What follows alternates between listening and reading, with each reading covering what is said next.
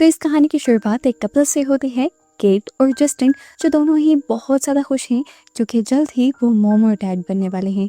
कुछ दिन गुजरते हैं, इनकी बिल्डिंग के नीचे वाले अपार्टमेंट में भी एक कपल शिफ्ट होता है और केट को पता चलता है कि वो लोग भी जल्द ही पेरेंट्स बनने वाले हैं।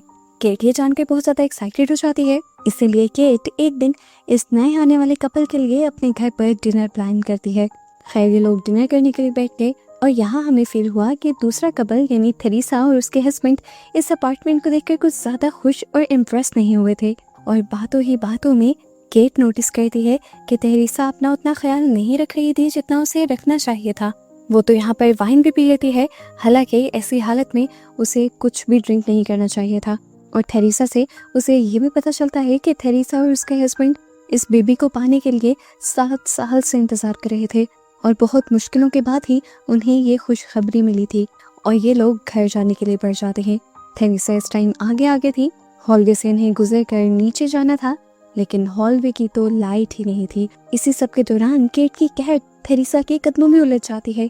अपने आप को बचाने के चक्कर में थेरेसा हॉलवे की सीढ़ियों से गिर जाती है। ये सब इतना अचानक हुआ था कि किसी को उसे बचाने का मौका भी नहीं मिला।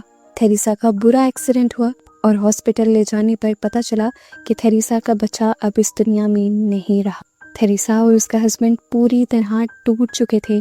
7 साल की कोशिशों के बाद अब भी वो खाली हाथ रह गए थे।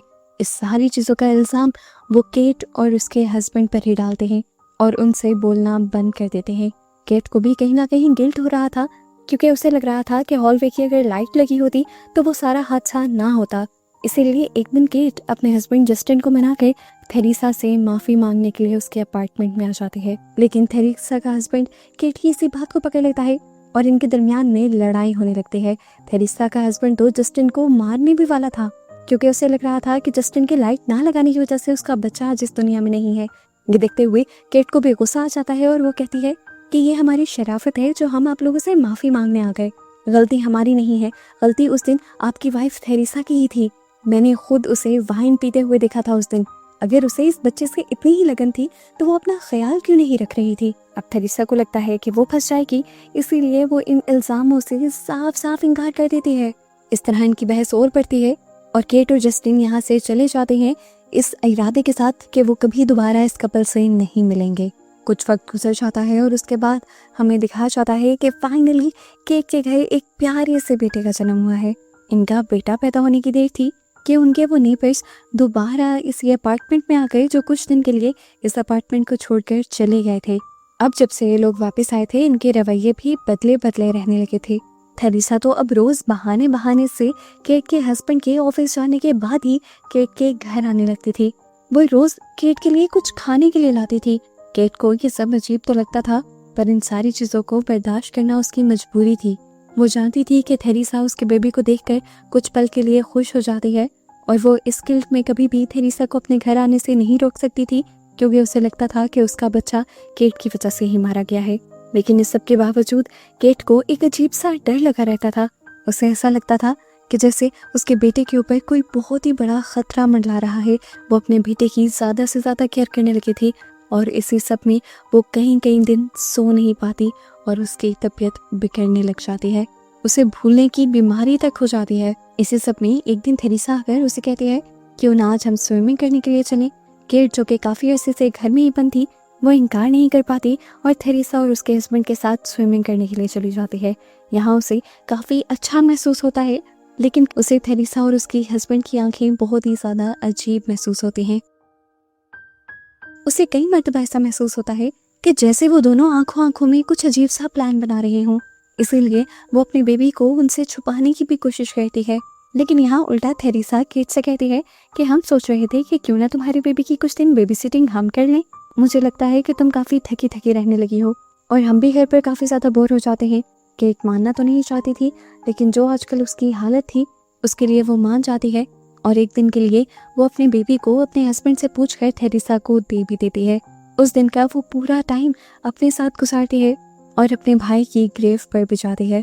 और इस दौरान चुपके से हमें दिखाया जाता है कि थेरेसा बिल्डिंग से उसका बच्चा छुपाकर कहीं ले जा रही थी। अब केट जब घर वापस आई तो पहले तो थेरेसा ने दरवाज़ा ही नहीं खोला। केट को डर लगने लगा। उसने जोर से दरवाज़ा नॉक किया तो दरवाज़ा खुद ब खुद खुल गया। केट जब अंदर गई तो उसने देखा कि थेरेसा सो रही थी और उसका बेबी भी आराम से सो रहा था। केट की जान में जान आई। वो अपने बेबी को लेकर फ़ौरन अपने अपार्टमेंट में आ गई, लेकिन उस सब की कुछ ही देर बाद केट का बेबी बहुत ज़्यादा रोने लगा। अब तो वो इतना रो रहा था कि इन्हें समझ नहीं आ रही थी उसे क्या हुआ। ये लोग उसे हॉस्पिटल ले जाते हैं और हॉस्पिटल में जाकर पता चलता है कि केट के बेटे को किसी चीज़ से एलर्जी हो गई है।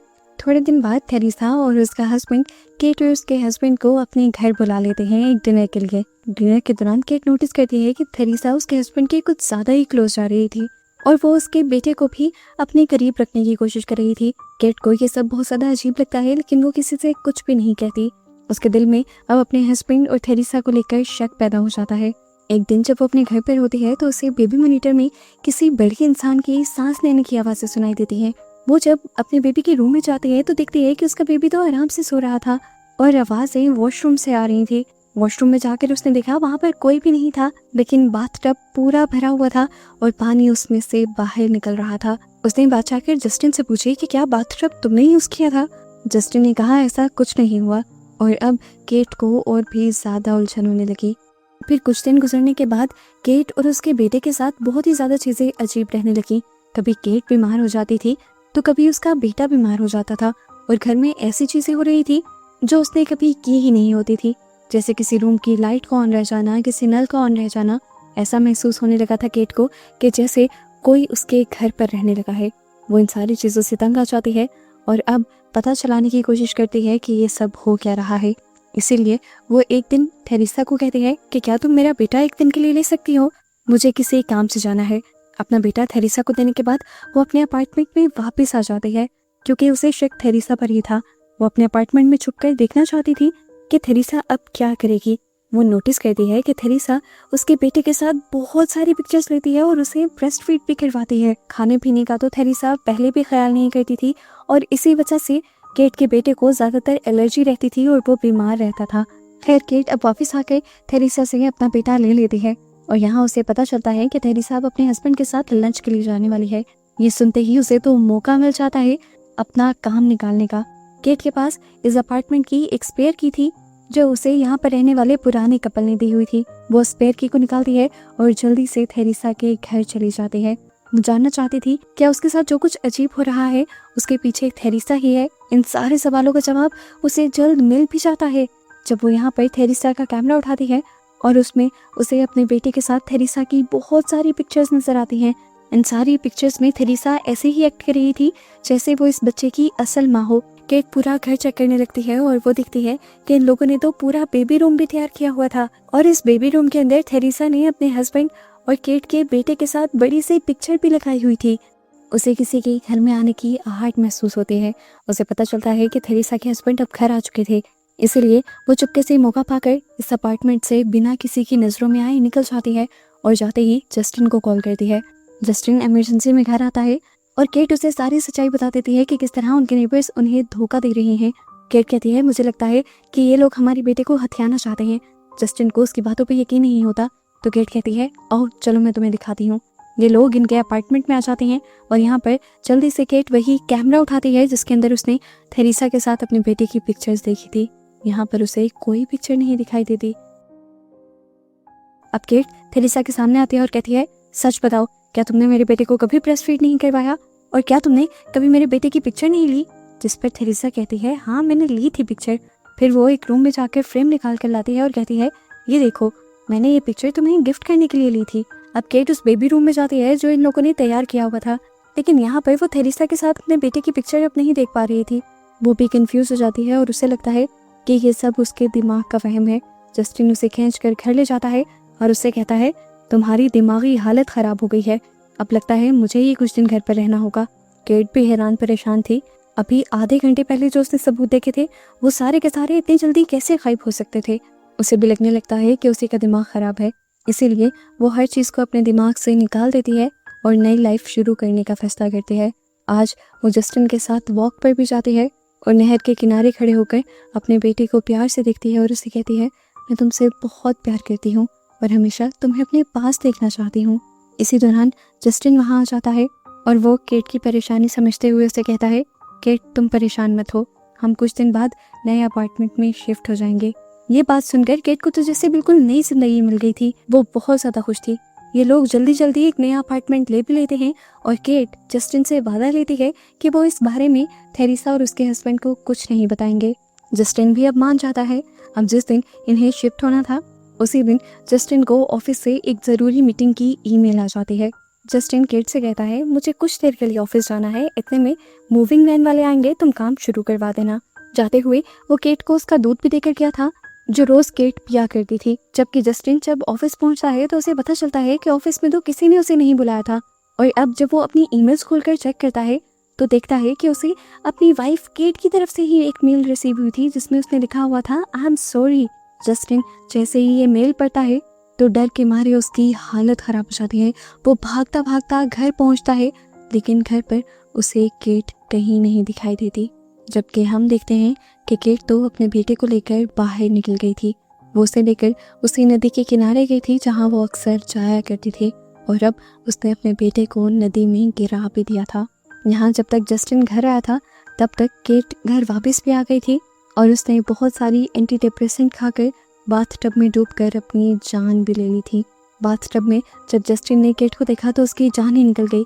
इसके बाद वो अपने बेटे को ढूंढने लगा लेकिन उसे अपना बेटा कहीं पर भी नहीं मिला। वो नीचे आकर थेरेसा से अपने बेटे के बारे में पूछता है लेकिन इन लोगों के पास भी उसका बेटा नहीं था। फिर वो उसी नदी के किनारे जाता है जहाँ अक्सर वो और केट वॉक के लिए जाया करते थे और वहाँ पर उसे अपने बेटे का क्रैडल मिल जाता है और उसे समझ आ जाती है कि केट ने उसके बच्चे की भी जान ले ली है।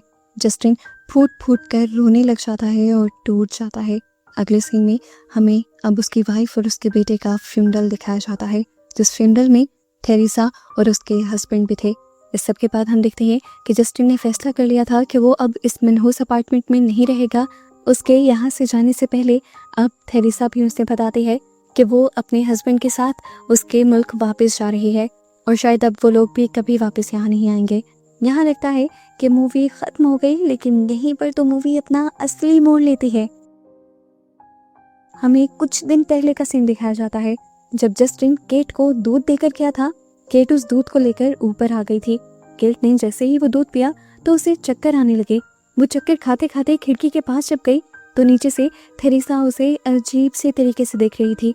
केट को यहाँ समझ आ गई कि कुछ तो गड़बड़ है और हमें दिखाया गया कि हर रोज़ डिलीवरी मैन दूध को यहीं घर के बाहर ही छोड़ जाया करता था। थेरेसा और उसके हस्बैंड इस बात को जानते थे इसीलिए रोज़ वो उस दूध में ड्रग्स मिला दिया करते थे और उसी की वजह से केट की तबीयत ख़राब रहने लगी थी और आज तो कुछ ज़्यादा ही असर हो रहा था उन मेडिसिन का। हमें पता चलता है कि थेरेसा और उसके हस्बैंड ने ही जस्टिन को ऑफिस भेजा था फेक ईमेल कर और केट के ईमेल अकाउंट से भी जस्टिन को फेक ईमेल इन दोनों ने ही किया था। यानी ये लोग बहुत बड़ा प्लान बना कर आए थे और इन्होंने इतने ध्यान से अपने प्लान को अंजाम दिया कि किसी को शक तक नहीं हुआ। असल में ये दोनों चाहते क्या थे? ये दोनों अपना बदला चाहते थे और अपने बच्चे को चाहते थे। इनका बच्चा तो मर गया था इसीलिए ये लोग चाहते थे कि ये केट का बच्चा ले लें। पर हमने तो देखा था कि केट ने अपना बच्चा रिवर में गिरा दिया। लेकिन यहाँ एक और ट्विस्ट था। उस दिन जब हमने देखा कि केट ने अपना बच्चा रिवर में गिराया है तो हमने केट की शक्ल नहीं देखी थी, सिर्फ उसकी बैग देखी थी। असल में केट का हुलिया बनाकर वो थेरेसा ही थी जो उस कैरी कॉट को लेकर नदी तक गई थी। लेकिन उस टाइम उसके हाथ में वो बच्चा नहीं था बल्कि वो कैट थी जिसकी वजह से उस दिन सीढ़ियों से गिरकर उसका एक्सीडेंट हुआ था और उसके बच्चे की जान गई थी। इसी गुस्से में उन्होंने उस कैट को मार दिया था और उसी कैट को उस दिन थेरेसा ने नदी में गिराया था। जस्टिन और केट के बच्चे को तो इन दोनों ने छुपा लिया था और केट को मारकर ऐसा जाहिर किया था कि जैसे केट ने खुद सुसाइड कर ली। उन्होंने हर चीज़ को इस तरह से प्लान किया कि किसी को शक भी नहीं हुआ। जस्टिन को भी यही नजर आया कि केट काफ़ी अरसे से मेंटली डिस्टर्ब थी इसीलिए उसने अपने बच्चे की जान लेकर खुद की जान ले ली। और थी कहानी इससे बिल्कुल उलट। थेरेसा और उसका हस्बैंड उस बच्चे को लेकर दूसरे मुल्क चले जाते हैं और उन्होंने पहले से पहले उस बच्चे के साथ सारी पिक्चर्स वगैरह भी इसीलिए बनाई हुई थी ताकि वो बड़े होकर इस बच्चे को ये यकीन दिला सकें कि वही उसके असली पेरेंट्स हैं। और इस तरह इस छोटे से बच्चे को इन दोनों साइकोपैथ्स के साथ दिखाते हुए ये मूवी यहाँ ख़त्म हो जाती है।